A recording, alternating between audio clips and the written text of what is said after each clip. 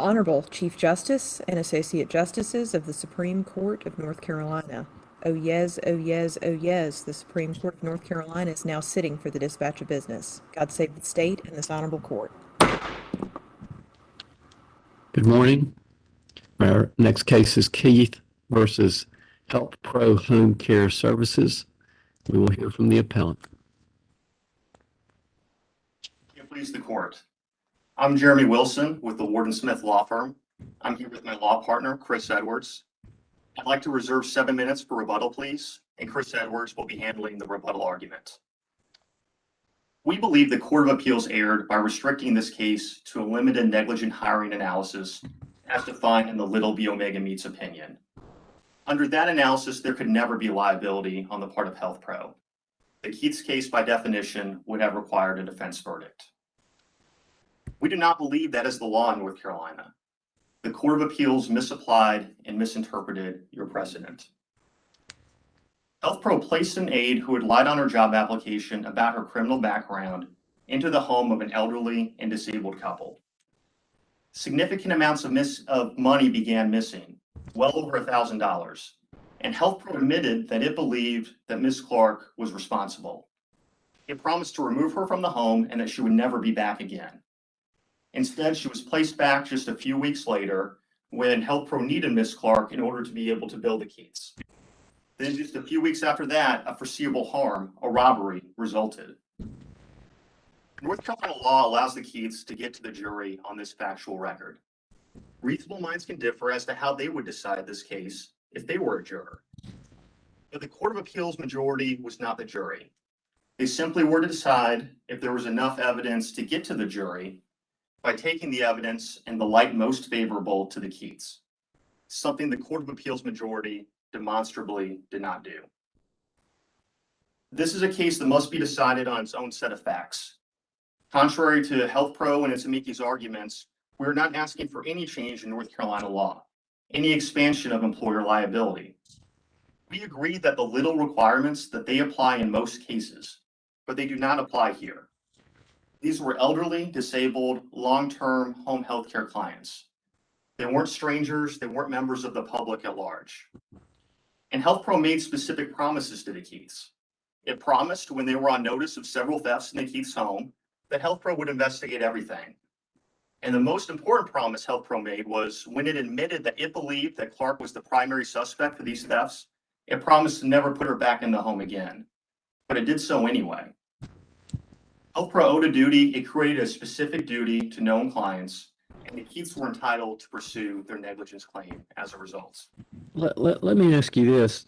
I want to be sure I heard one of your initial statements that if this claim were limited to negligent hiring, retention, firing type claim, that the plaintiffs here would not have had success on such a claim. Did I hear that right? And Your Honor, what I was referring to was the negligent hiring as defined by Little. We present this case as an ordinary negligence claim because we believe that there's more involved than a typical negligent hiring claim. But the way that Little defines negligent hiring is focused on duties to members of the general public. And that's different than what we have here. So our position is in making those requirements, in applying those requirements for there to be a duty, including that the employee and the plaintiff were in places where each had a right to be when the wrongful act occurred, and that the employer was reasonably expecting to receive a benefit at that specific time. By requiring those duty elements outlined in Little that are only for matters involving the general public, then with that analysis, there could never be a verdict or never be a claim, frankly, for the Keiths. So I'm a bit confused because it seems to me that one of the claims here is that the defendants did not comply with their own internal policy by not doing adequate background check that included a criminal history. And if they had, they would have found that the employee, Ms. Clark, was incapable of fulfilling the job responsibilities because she didn't have a active driver's license at a minimum. Arguably, there were other charges that could have raised some cautionary flags. What am I missing about how that wouldn't have been a negligent hiring claim?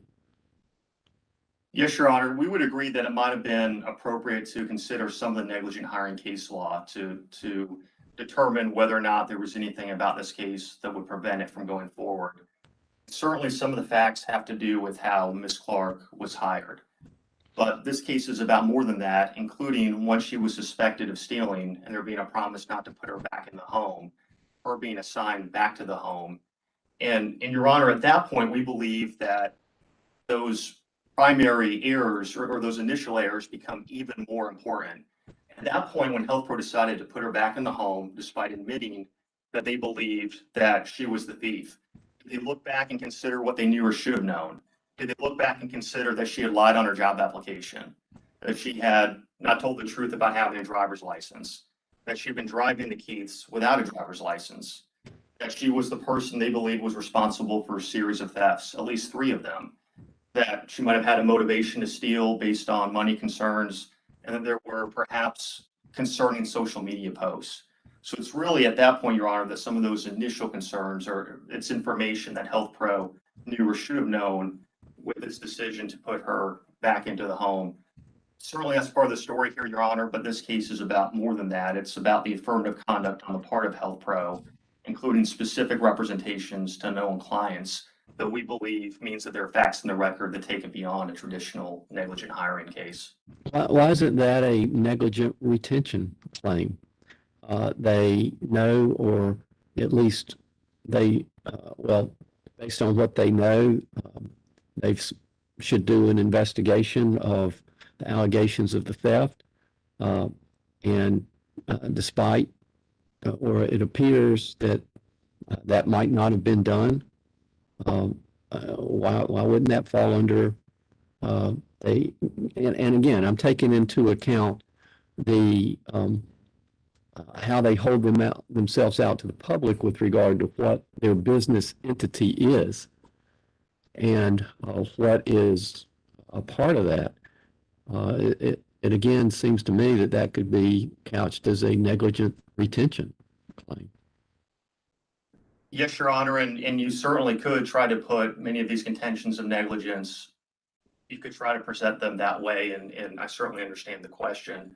I think what distinguishes the traditional negligent hiring cases from this case is that they typically involve putting an employee out there to interact with new customers, members of the public, people who potentially could be strangers, and them being inherently unfit and being negligent in some way. There's more here because the company itself had made specific representations itself to the Keiths that engaged in affirmative conduct by assigning her to the home, by promising to do an investigation, by saying that she would never be back and putting her back there anyway. And I certainly understand there might be a way to couch that or to describe that as does that have more to do about retaining her or an investigation that might have been part of retaining her? We believe there's more involved here because the traditional negligent hiring case law does not always encompass this affirmative conduct on behalf of a company. This court said for a long time that any affirmative action we take, the duty of reasonable care applies. And here you had direct interactions and conduct between the company and between the Keiths. So it seems to me that you're claiming, or the claim is that the company made these representations. But to me, the question again has to be asked, the company itself would fulfill those representations through hiring, retention, firing the individual employees that have the interaction with the individuals. How would you limit potential liability of companies if it were not that again act solely through or primarily, I don't know if the owners actually go out and do any care, but primarily at least through these employees.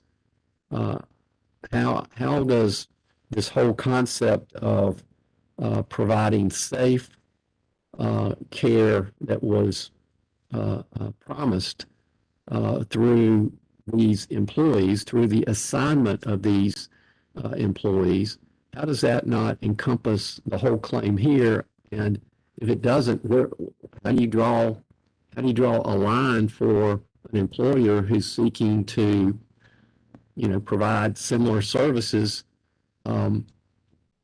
making the representation that its employees will provide those services and then comes up short? Yes, Your Honor. I guess a few points. Companies have to act through agents, so they're almost always acting through employees or some other individuals. And so that becomes a bit of a slippery slope where at any point a company issues its own affirmative representations or promises that it made, that has to become a negligent hiring claim. But to directly answer your question, Chief Justice Newby, here we do think that even if you looked at this case under a Little analysis, that there could still be liability because the concerns that were present in Little are not applicable here. In the Little Court of Appeals opinion that was affirmed per curiam by this court says that. With regard to those duty elements that I cited previously, it says that those are, quote, 3 common factors underlying most cases. Most cases. And that courts in other jurisdictions have generally, though not exclusively, declined to hold employers liable when any of those 3 factors was not proven. Generally, though not exclusively.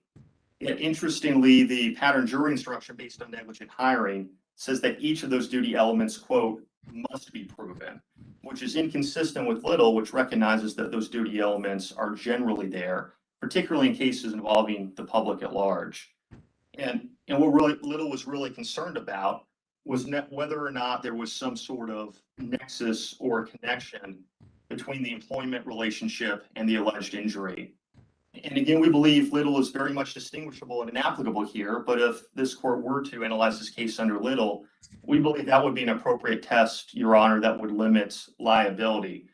Was there some sort of nexus or connection between the employment relationship, between the company and the employee, and the injury that resulted? And here you absolutely have that. And I'll first note that the Little opinion says exactly what I'm saying.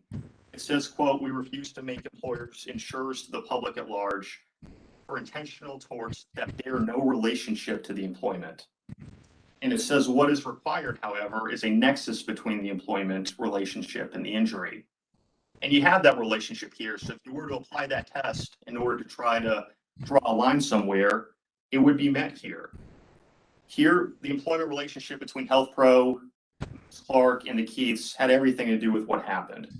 Clark only met the Keiths because of Health Pro. Clark gained information and intel about the Keiths because she was placed in the home by Health Pro. Health Pro gained a benefit. It gained $20 every hour that Clark was in the home. And Clark was only allowed to return to the home because Health Pro, despite admitting that it believed that she was responsible for those thefts, placed her back in the home despite promising not to do so, allowing her to gain additional important intel over those few weeks with the ultimate robbery.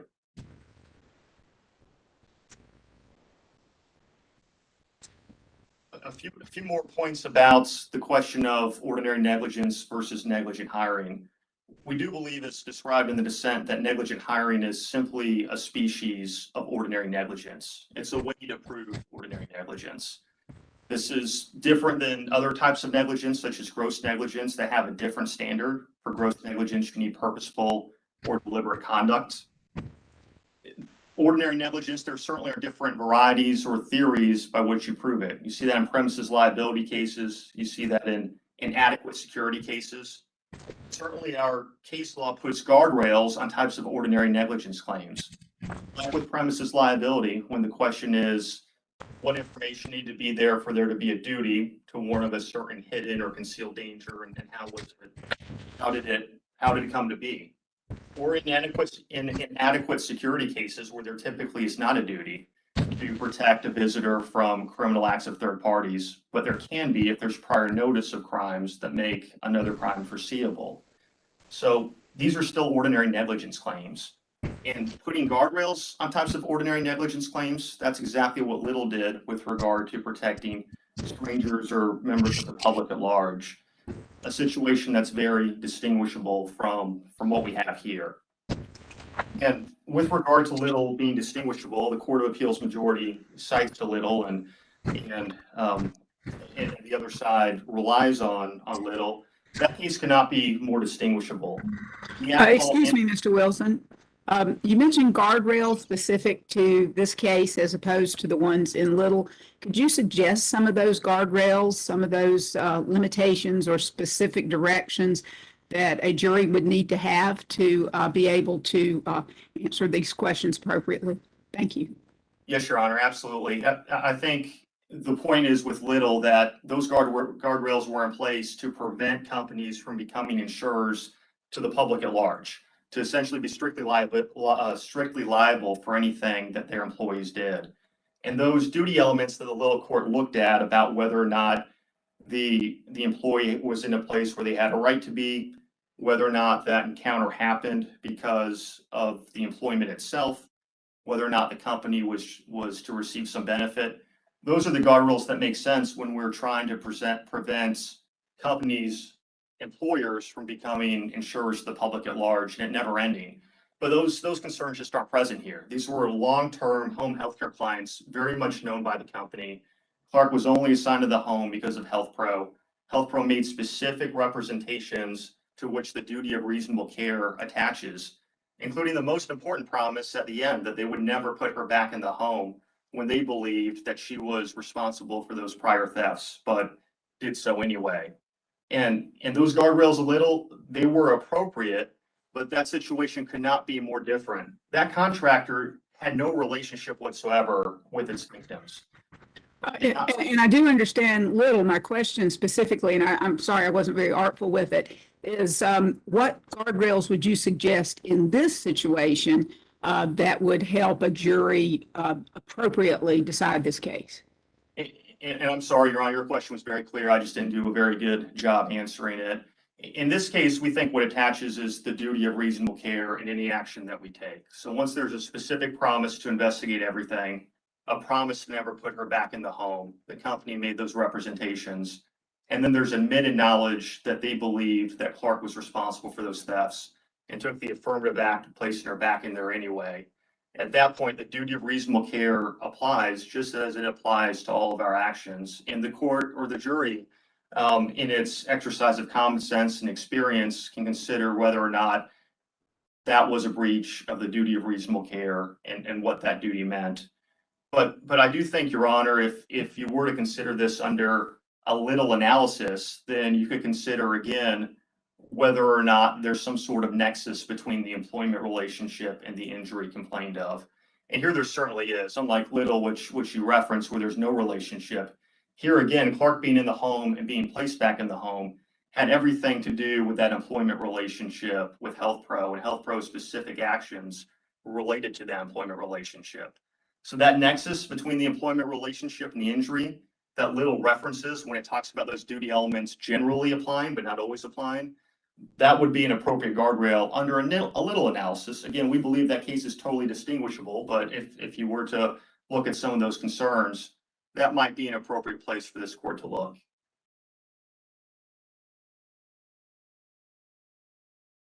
And a few words about proximate cause as well in the time that I have remaining. The Court of Appeals majority also held that even if there was a duty, there was insufficient evidence of proximate cause because the Keith's injuries were not foreseeable. That conclusion was an error. First, this court has held on multiple occasions that proximate cause is almost always a decision for the jury. It's a decision to be made by the trier of fact. There can be more than one proximate cause of an injury, and further, the specific type of harm need not be foreseeable so long as consequences of a generally injurious nature are in fact foreseeable. This court has stated that the test of foreseeability does not require that defendant should have been able to foresee the injury in the precise form in which it actually occurred. taken in the light most favorable to the Keiths, there was more than enough evidence that the jury could infer that that breach, including placing Clark back in the home when it believed that she was the thief and promising not to do so, was a proximate cause of the injury. Clark had lied on her job application. She had stolen before. There were motivations for money with that child support that was owed. She had been driving the Keiths without a license. There were concerning Facebook posts. And taking each piece of evidence by itself and looking at it by itself, it might not sway someone individually, but considering all that evidence together, including that she was the prime suspect for stealing over $1,000, we think very much makes it foreseeable that if she was placed back in the home and was told, we're not looking at you, you have the green light to continue your conduct, that her stealing and theft would take the next step, and that something like this, some sort of consequence of a generally injurious nature, was foreseeable. This also was the same zone of risk. This was another robbery. She had stolen over $1,000 before. And on the proximate cause piece, we believe it was very important for her to be in the home for those few weeks. She gained additional information. She did not know everything she needed to know beforehand. The Keiths had adult children. One of those adult daughters was local and would stay the night with the Keiths. It was important for Clark to know their schedule and to know that the adult daughter would not be staying there that night. She knew the aide's schedules. In fact, the aide that left that night, her accomplices tried to blame this robbery on that aide. They said, and this is in the record, they said to the Keiths, Erica let us in. And so she knew who to try to blame this on. She knew the valuables had not been moved, that the gun had not been moved. She knew where to tell her accomplices to go. That information that she gained by being back in the home was important as well to allow this robbery to be orchestrated and to happen. So taken in the light most favorable to the Keiths, we believe there was more than enough evidence for the jury to decide proximate cause, which is almost always the role of the jury. A few words on the jury instructions. The Court of Appeals erred, we believe, when it concluded that the trial court's jury instructions contained harmful error. The Court of Appeals decided, and Health Pro asked for, the negligent hiring pattern jury instruction, which said that the Keiths, quote, must prove those duty elements in Little, even though Little does not say that. The pattern and jury instruction said that they, quote, must prove those elements, including that Clark was in a place that she had a right to be that night, and that Health Pro was to gain a benefit from that specific interaction. Again, that's based on a misapplication of Little, a case that was based on trying to protect employers from becoming insurers to the public at large. That was not proper here, and that was the only instruction that Health Pro asked for. It did not ask for a special jury instruction, alternative jury instructions. It was inviting error, and if that instruction had been given, it would have confused the jury. And by misapplying and misstating those requirements being necessary, if that was a true statement of the law, then as a matter of law, the Keiths should never have had a case, and the case should have been dismissed earlier. And we just can't believe that based on these facts that the Keiths would never have a claim under North Carolina law. Also, I'll just briefly mention that the Health Pro cannot show that the jury was actually misled. There was not a single piece of evidence that it was not able to present or an argument that it couldn't make. And so, members of the court, for these reasons, we ask that you reverse the Court of Appeals and uphold the trial court's judgment. And I'll reserve the remainder of our time for rebuttal by Mr. Edwards. Thank you, counsel. We'll hear from the appellee. Thank you, Chief Justice Newby, and good morning, good afternoon. My name is Mike Rothrock, and may it please the court, I represent the defendants, Health Pro. The plaintiffs in this case seek to hold Health Pro liable for the deliberate off-duty criminal actions of their employee Clark surrounding a break-in plaintiff's home. The plaintiffs argue their claim is one for ordinary negligence, and in doing so, they ignore well-established. I'm sorry, can everybody hear me? Everybody's windows are starting to blink out. Yes, counsel. I think we can. I'm seeing nobody's windows blinking on our end. I hear you fine. It just must be on my end. Thank you, Your Honor. In doing so, they ignore well-established precedent and attempt to impermissibly and dramatically expand the circumstances under which an employer can be held liable for its employees' conduct. The plaintiff's allegations and the evidence advanced at trial in this case concern Health Pro's actions in hiring, supervising, and retaining Deetra Clark. The applicable law and evidence makes clear the trial court erroneously instructed the jury and that this error was prejudicial to Health Pro. The plaintiffs in this matter did not assert alternative theories of negligence. They presented only one. This court has stated that the relief to which a plaintiff is entitled is determined by the evidence and not the conclusions of the pleader or the prayer for relief. And while plaintiffs have titled that theory negligence, their allegations, arguments, and evidence all centered on Health Pro's hiring of Clark, their supervision of Clark, and their retention of Clark as an employee. When you look at the complaint, which is in the record, all of the contentions of negligence read within the context of the evidence can be stated simply that Health Pro failed to properly screen its prospective employees during the hiring process, that they failed to hire prospective employees for the appropriate position within the company, that they failed to properly supervise this employee, and that they inappropriately retained this employee after the employee was purportedly suspected in an alleged theft.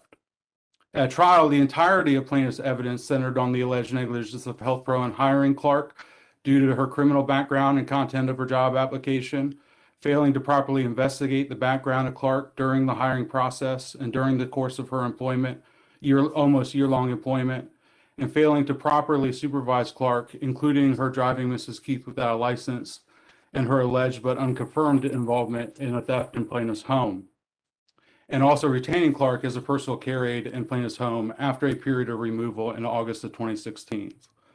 The plaintiffs contend that a special relationship brings this case outside of the negligent hiring context. However, the promises made by Health Pro in regard to the aides and to the Keith involve screening prospective employees during that hiring process and the supervision and retention of a specific employee during their investigation into the missing money in the plaintiff's home. So the plaintiffs further contend that Counsel, let me ask you this.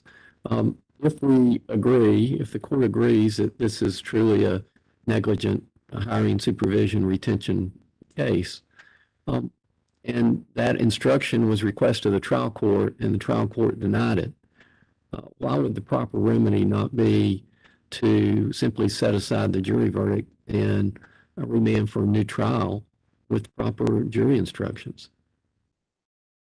So thank you for that question, Mr. Chief Justice. It would not be the proper remedy because regardless of the claim presented, there's still not enough evidence that the plaintiff presented to meet all the requisite of either an ordinary negligence claim or a negligent hiring retention claim.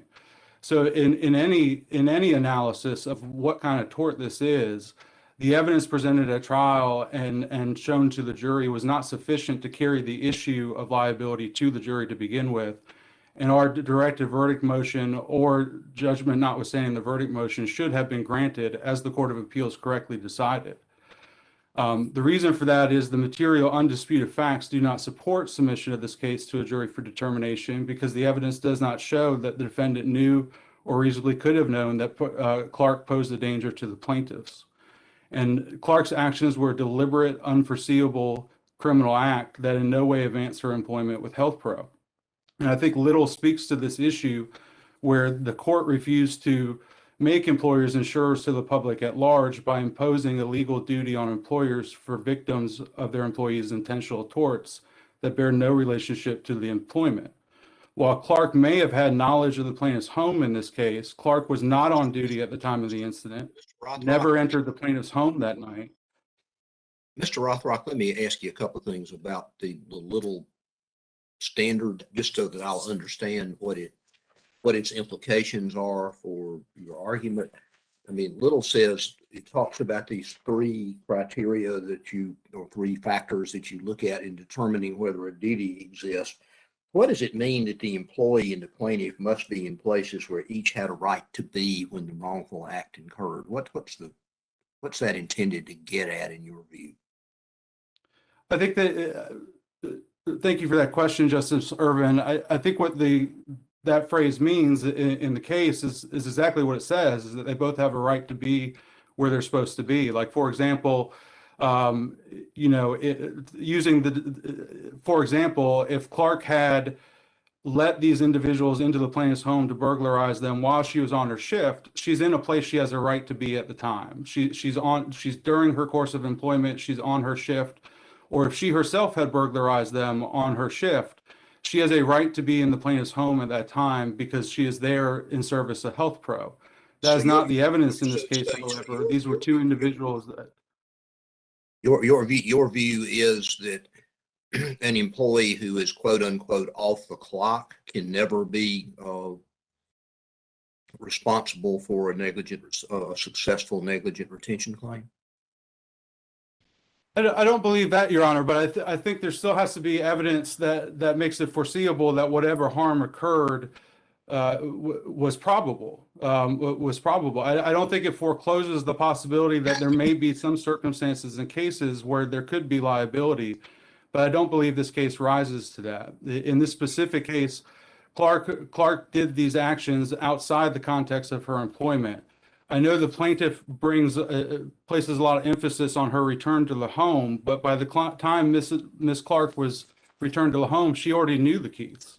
She learned. If you read this instruction very literally, when it says people, both the employee and the plaintiff were in a place where they had the right to be, apparently the employee was outside, and no indication that the employee was where the employee was not entitled to be, and the plaintiff was in the house where they had the right to be. But I'm having trouble seeing why that criteria is particularly relevant to a negligent retention supervision hiring type claim. I know it's in the case law, but I'm just trying, we've got to figure out going forward what the standard ought to be. And I'm just seeking enlightenment on why this ought to be the standard, since it was part of the instruction that y'all requested.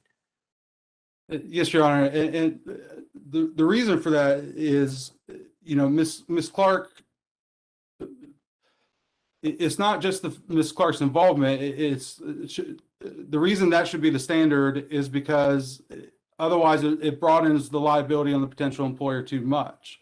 I mean, if you if you have a delivery driver that's out there delivering packages, say it's Amazon, for example, and they go to somebody else's home, they don't have a right to be at that particular location. They have a right to be for the purpose of delivering the package where the intended destination is. In this situation, Ms. Clark, regardless of whether she had worked that day in the home or not, would not have had the right to be in the Keith's home at the time. At the time this act was committed, because no Health Pro employee was scheduled to be working then, and the hours were never this late at night for the employee. So I think I hope that speaks to the concern, and I think it addresses the concern that in order for liability to be imposed, there has to be some connection, and the employee has to have some kind of right to be where they are, whether that be at the actual place of employment, or whether it be at a place that by nature of the relationship and the services being performed, they have a right to be. But when you're talking about people coming into your home, be it a home healthcare aide or a plumber or electrician, they only have a right to be there during the performance of their duties, not when they're outside the shift. I have a. Justice Earls, if I could follow up just a minute with Justice Irvin's question.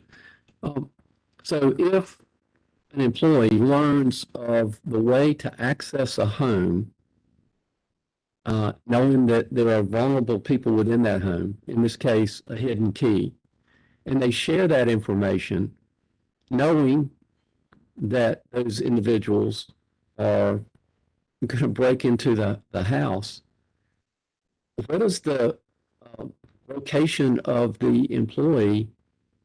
How is that even relevant to whether the employee orchestrated the home invasion?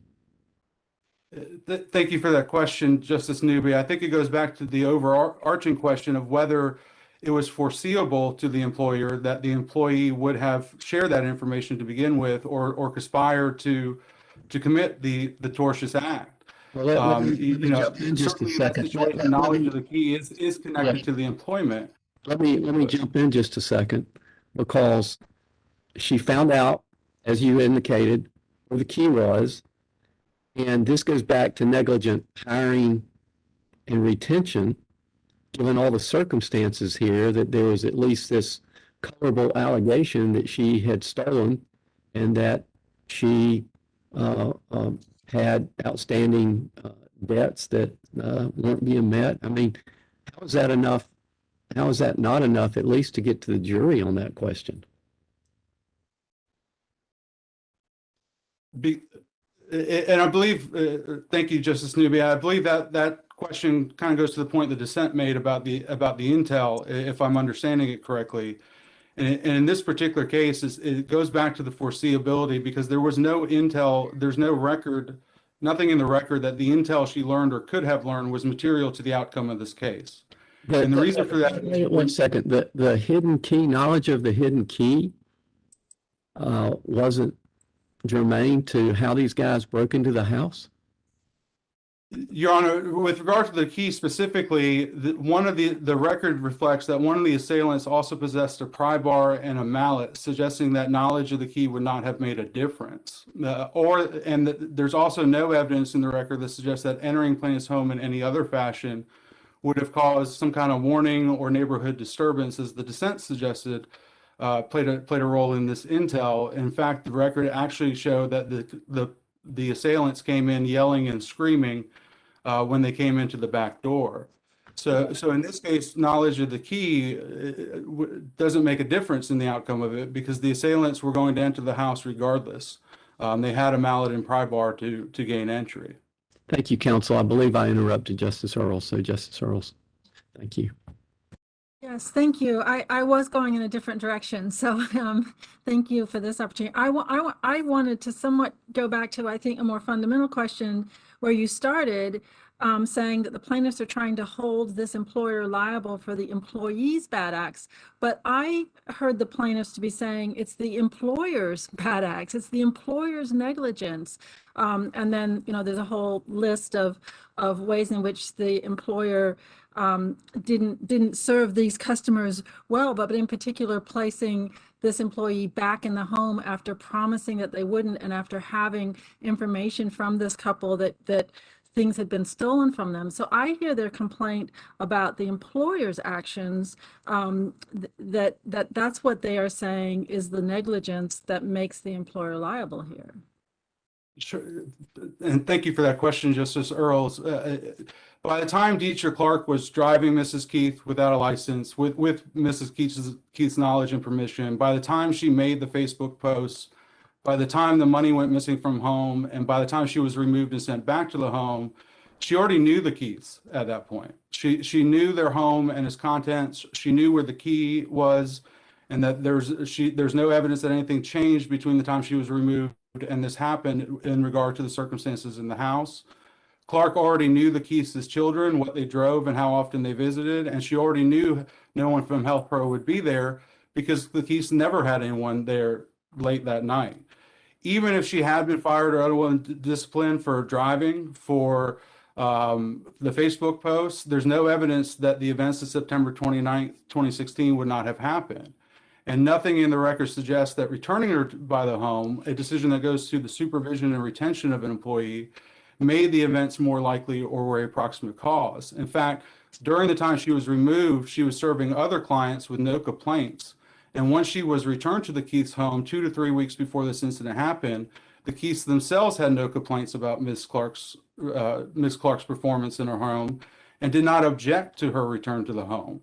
So the central issue, more to your question, the central issue in the case, in our opinion, does not center on what transpired during the course of Clark's employment. The central issue is whether Clark should have been hired in the first place. Well, but it sounds to me like you are addressing the proximate cause question, and I'm sort of going back to the issue of whether or not this appropriately is a negligence case. And it seems to me fundamental to that to first identify what are the acts of negligence that the plaintiff is alleging they have the basis of a claim for. And it does seem to me to relate to the jury instruction question. And so what I want to ask you about there is why the jury instruction that the defendants proposed, which says the plaintiffs must prove and now I'm looking at page 57 of the record. The plaintiffs must prove by greater weight of the evidence 4 things: that the defendant owed the plaintiff a legal duty of care, that Deetra Clark was incompetent, and that prior to the injury to plaintiff, the defendant had actual or constructive knowledge of this incompetence. It seems to me that those elements don't fit the proof here, because Deetra Clark may have been a really excellent home care. She might have been providing great care. The negligence was that the company didn't investigate when there was a possibility that she had stolen from this couple, and that they put her back in the home. So that's, I agree. I mean, I understand you say those acts of negligence didn't cause the harm, but if those are the acts of negligence, how does this jury instruction actually fit the proof in this case? Thank you. And I'm sorry if I misunderstood your earlier question, Justice Earls, but the specific acts that those contentions are based on are focused on the supervision and retention of an employee. And that falls within the negligent hiring rubric. And in order to advance those claims, the case law is very clear that they have to show 4 specific elements on the part of the employer to establish liability. The ordinary negligence instruction does not go into those elements. It does not instruct the jury on those elements. So that is why it was error, is because this is a negligent hiring tort, regardless of how the plaintiff has attempted to classify it. And the negligent hiring instruction specifically addresses the elements and what is required for the plaintiff to be successful on those claims. Just follow By up not on, instruct- let me follow up on Justice Earls's question. How is the issue of whether the employer was negligent in placing this aide back in their home after they told them they would not, related to hiring, or whether they were negligent or not in hiring when they're complaining that they said they wouldn't put her back in their home and then they did? The tort itself is not focused solely on a hiring context. It also contemplates supervision, negligent supervision, and retention of an employee. And that is what the decision to return her to the home does. When an employer makes a decision on where to send somebody, that is a supervision, that falls under supervision of the employee and where they're going to be working. And when they made the decision to retain Clark, I hear the plaintiffs focusing on what the employer did and decisions that the employer made with regard to following through on a promise they had made to the plaintiffs or not. Isn't that separate from what they hire or retain an employee to do? Whether they follow through on what they tell their customers they're going to do? No, Your Honor, because those decisions and those promises, again, involve the supervision and retention of a particular employee in the plaintiff's home. It's not just it's not just a general promise. It specifically regarded the supervision and retention of Clark in the plaintiff's home as a personal care aide.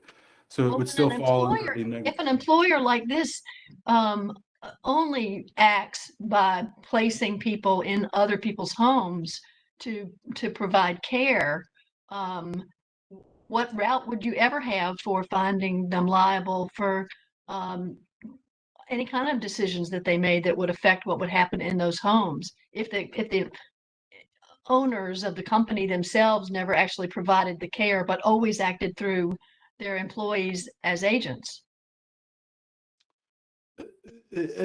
Liability would attach if the plaintiff has sufficient evidence to show and prove the necessary elements of negligent supervision, hiring, and retention. Those are the circumstances when a company like this can be held liable. And it is the same for a personal care aide or an in-home nurse as it would be for a plumber or an electrician or any other contractor that goes into somebody's home as part of their employment. Aside from making decisions to hire or retain employees, isn't this company, like any other, held to a standard of reasonable care with regard to all of their interactions with their customers as well as the public? Yes, everybody's held to a standard of reasonable care, but the specific alleged tortious conduct in this case again goes to their decisions in supervising, in how they supervise Clark and how they retained her as an employee. It's not a general promise or a general interaction. It's very specific in regards to her being retained as a personal care aide in the plaintiff's home, and the decisions on how they supervise her and where they sent her as a personal care aide. I'm not saying in the complaint that it's alleged to be specifically only negligence in hiring or retaining. It's more negligence in how they interacted with them as customers more broadly. Is there some place in the complaint where it limits the allegations to only retention and hiring? No, Your Honor, and I may be misunderstanding your question, and I apologize if I am, but the specific, my understanding of their arguments is the specific promises that they made that they claim were broken were the promises to investigate the missing money fully and to not return Clark to the home. And that those promises go very specifically to their supervision of Clark as an employee and their retention of Clark as an employee. So it's not just the promise of, we're going to provide you quality services. The specific promises plaintiffs complained of in this case deal with the supervision and retention of Clark. But so are you saying that the employer cannot be held responsible for their decisions and how they interact with their customer in regard to living up to their promises or not? That you can only look at it through the lens of hiring or retaining particular employees? Is that what, that's what I'm understanding you to say? No, Your Honor. In this case, I'm not saying in all cases that there aren't cases out there that they may be held liable due to a broken promise. However, what I am saying is in this specific case, the promise does not bring out of the negligent hiring rubric in that particular tort. The plaintiff's, my understanding of the plaintiff's argument is that those promises bring this into an ordinary negligence realm, and that is not the case because those promises, again, concern the negligent supervision and retention of an employee. So I'm not saying that no employer who breaks a promise to a customer, no company that breaks a promise to a customer can't ever be held liable. What I'm saying in this particular case under these facts, the promises that they complain of that were broken still make it fall under the negligent retention and supervision rubric of that tort and not just an ordinary negligence principle. Okay, I understand your point. Thank you. Well, Mr. Rothrock, let me ask you one pretty specific question going back to the instruction request. Where in Little or anywhere else in this court's jurisprudence, and I'm including Little in that because we affirmed it per curiam, where is it required that a jury find the three components that are set out in the instruction that you requested? Can you point me to anything in Little that makes those factors mandatory components of the claim? I cannot point you to any specific case that make those factors mandatory, but I think those factors, Little makes clear those factors should be considered in deciding the case. The instruction that you requested, which is the pattern, and I mean, I understand we use the patterns all the time, but the instruction says this means the plaintiff must prove that they were in places where they had a right to be, that the plaintiff encountered the employee as a direct result of his employment, the defendant must reasonably expected to receive some benefit. The instruction that you requested, at least as I read it, requires in order for there to be a finding of liability that each of those three things be found. Where is there anything in our case law that supports an instruction of that nature? Not an instruction that you got to consider these things, but it's an instruction that you've got to find them. Thank you for that question, Your Honor. And again, I don't know if I can point you to a specific case that this court has decided on it. And all I can point you to is Little, and those are factors that should be considered. I think in this situation, whether we... Do you see a difference between an instruction that requires a jury to find all three of those things as a precondition of liability as compared to an instruction that says in reaching this determination as to whether a duty exists, you got to consider these three things. I do see a difference, Your Honor, but in this particular case, I don't know if it changes the results or the error, because whether we say must or may, those factors weren't even given to the jury at all. All they were given was you have to use reasonable care under the ordinary negligence rubric, and that is not what we contend the law is. The reason I asked the question is your instructional issue comes from your contention, at least as I understand it, that the trial court erred by failing to give the instruction that you requested. The instruction that you requested, as I understand it, requires the jury as a precondition of liability to find all three of those things. If the jury should not be required to find all three of those things, how is the instruction that you requested an accurate statement of North Carolina law arising on the evidence? Because of the Little case, Your Honor, whether they may or must, those factors should still be considered by a jury, and they weren't even given the factors. But your request, I don't want to quibble, but your request was for an instruction that required a finding of all three of those factors, not a request that the jury be instructed to consider those factors, right? That is correct, Your Honor. We requested the pattern jury instruction. And again, what I would add to that is, regardless of whether the pattern was given or the jury was instructed may, the factors were not even given to the jury to consider at all. All they were given was ordinary negligence in the context of a negligent hiring claim, which was not a correct statement of law to give to the jury because of the specific elements that the plaintiff has to prove on a negligent hiring claim. And just very briefly going back to proximate cause, I'll touch again on what the plaintiffs point to as the main alleged negligent act on the part of Health Pro. Again, by the time there's no evidence in the record that Ms. Clark gained any additional intel that she did not already possess at the time she was hired and initially placed in the home almost a year beforehand. And there's no evidence that placing her in the home made it more likely or more foreseeable to Health Pro. In fact, what we have in this case is evidence that the key was in the same place it had been. Health Pro had never had aides in the house that late at night.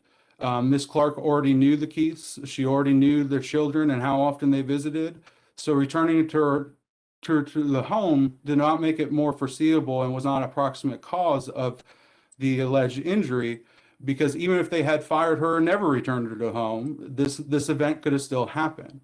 What the central issue, as I mentioned before, is whether they should have hired her in the first place. And what the evidence shows in that particular instance is that Ms. Clark presented to Health Pro on referral of somebody the CEO knew personally. She had good references. She gave a good interview.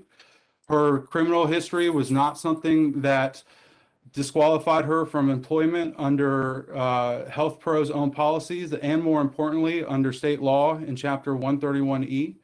And then she was hired and performed her job satisfactorily until this incident happened. So I understand plaintiff's argument about the Facebook and the driving, but there's no law that requires an employer to supervise a employee's or prospective employee's social media postings. The postings were memes and not connected to the Keiths or her employment to begin with. And then, so we contend this case is more analogous to other cases that our courts have held that there was insufficient evidence to support a jury finding and upheld summary judgment. Those cases being Medlin versus Bass, which this court decided and is analogous to the facts of this case. Moracle versus. Thank you, counsel. I'm afraid your time has expired. Thank you. Right. Thank you. Rebuttal. Thank you, Mr. Chief Justice, and may it please the court. I want to raise 2 points on rebuttal. The first, I hope, will be responsive both to Justice Earls and Justice Hudson's questions, as well as your question, Mr. Chief Justice, along with Justice Berenger, concerning the guardrails. It's kind of expansive. And then I want to touch also on the foreseeability element. Justice Searles and Justice Hudson, you both pointed out the specific act of negligence, and we contend that it is the promise. It's the promise that was made to Fred Keith that Deidre Clark would not be placed back in his parents' home. And so we think that is what takes this outside of the rubric of negligent hiring, retention, or supervision. It's not just a case where an individual is held out to the public. This is the case where an individual is held out to a very specific, identifiable potential victim, and a foreseeable harm results. And so that makes this more like negligence than negligent hiring. I'd commend the court to kind of the historical development of the negligent hiring tort to support that. Negligent hiring, if you read the Little case closely, it discusses this court's case like Page against Sloan and Woodson against Rowland. Those are cases about just incompetence writ large, kind of this duty owed to everybody that just exists irrespective of personal relationships, irrespective of specific facts. That's much in the same way that I, as a homeowner, can't make my home unreasonably dangerous to visitors. The difference here is there is a specific promise. There's a promise to never return Clark to the home that's made directly to the Keiths. That takes this and that takes what might be a negligent hiring claim and makes it into something else. I'd also point out, we cite the Braswell case in our new brief, and I think we cite it for a different point, but in reading it, one thing that struck out to me is we also have created an exception to the public duty doctrine, and have concluded that if a police officer makes a specific promise of protection, that specific promise gives rise to a duty, not some amorphous duty that exists in the ether, but instead a duty because of a promise to a specific and identifiable person. That's exactly what we have in this case. Concerning your questions, Mr. Chief Justice and Justice Berenger, about guardrails, I think it does start with the promise that was made to Fred Keith that she'd never return. But it's about more than that. This isn't a case about I'm sorry, Justice Ervin, do you have a question? This isn't a case about making an employer liable to the public at large. So the jury can consider a number of different factors. What's the nature of the promise that was made? And let me take a step back and say, I think when we're talking about these guardrails, this isn't necessarily exclusive to a conception of this tort as negligence. This is, if you want to call it negligent supervision, if you want to call it negligent hiring, if you want to call it ordinary negligence, which is what we call it, I think these guardrails still exist. And that is, there's a pre-existing relationship. There's a specific promise and a specific understanding. There is a long-standing relationship of a unique kind, and I'd commend the court to the amicus brief filed by the elder law attorneys on that point about the specific needs that individuals in the Keith's position have. So there are a number of factors out there that a jury could consider or that a court could consider on a motion for summary judgment or on some other appropriate motion to limit employer liability. Again, we are not asking the court to make every employer the insurer of safety. We are instead asking the court to hold responsible an employer who makes a promise to an identifiable group and then violates that promise that results in harm. Mr. Edwards, I think I do have a question now based on something you just said. I had a discussion with Mr. Rothrock about the first part of the proposed instruction that the defendant requested. I had understood your colleague to say that his concern about treating this as a negligent retention, supervision, or hiring case mostly had to do with the way that the Little case was reflected in the instructions. If we were to look at that instruction for greater to see if it was consistent with Little, would that alleviate some of your concern about classifying this claim as a negligent supervision, retention, or hiring case?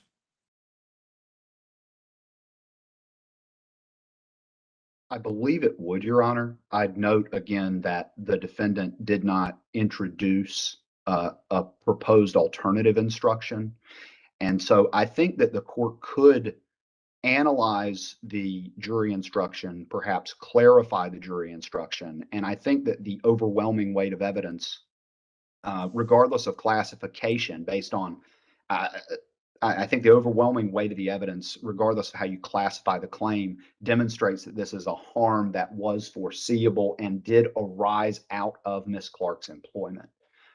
So I think that would alleviate some of my concerns.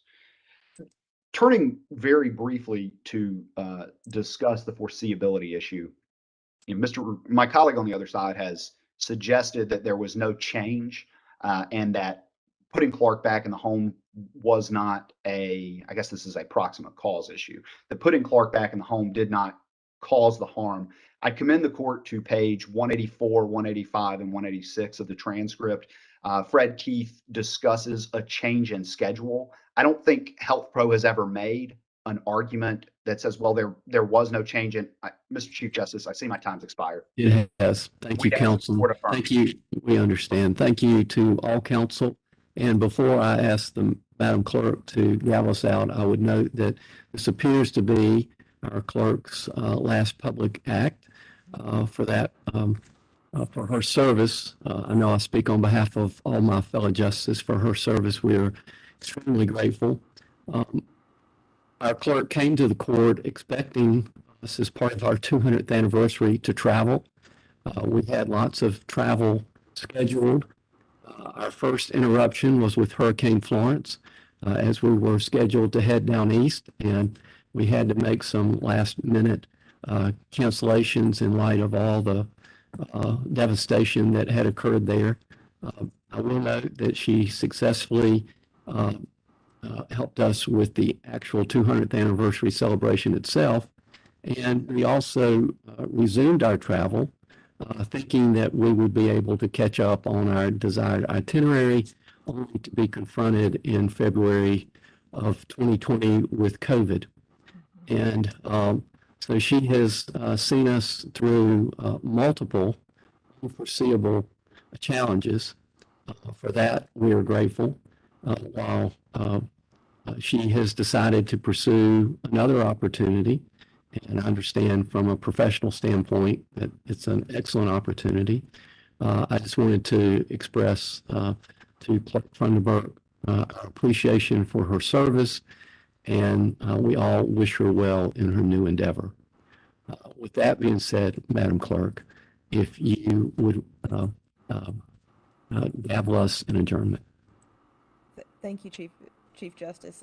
It's been an honor, and I've truly enjoyed serving the court and getting to know the members of the court. It has absolutely been an honor and a privilege. And with that, oh yes, oh yes, oh yes, the Supreme Court of North Carolina will be in recess until the next calling of the calendar. God save the state and this honorable court.